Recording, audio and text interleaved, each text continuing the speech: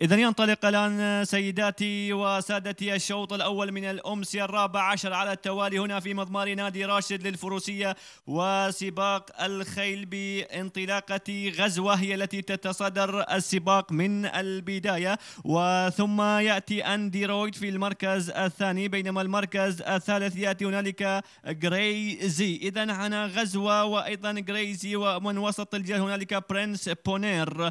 إذا هنا غزوة وأيضا برنس بونير، بينما هنا تغيرت الأمور لمصلحة دوجر مارلي.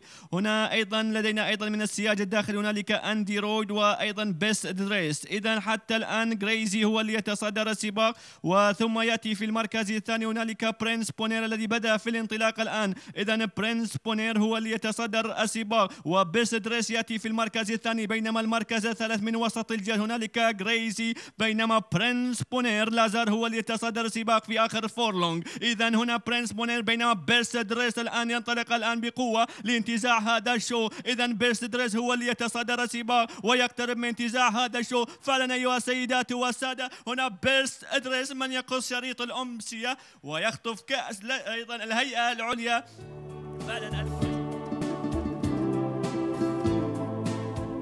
فعلا بيست دريس رقم 7، ومن انتزع الشوط الأول بقيادة الفارس أحمد مكي.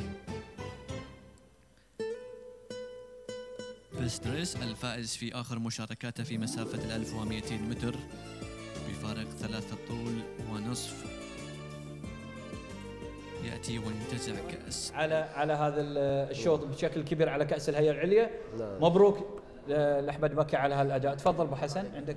نعم، الآن يقدم سمو الشيخ عيسى بن سلمان بن حمد آل خليفة بالإنابة عن صاحب السمو الملكي الأمير سلمان بن حمد بن عيسى ولي العهد رعاه الله لفوزي عبد الله ناس. ألف مبروك. وأيضا نادر الجسمي بوزيد ألف مبروك مع شوط الهيئة العليا، والفارس الذي أبدع أحمد مكي مع بيست دريس.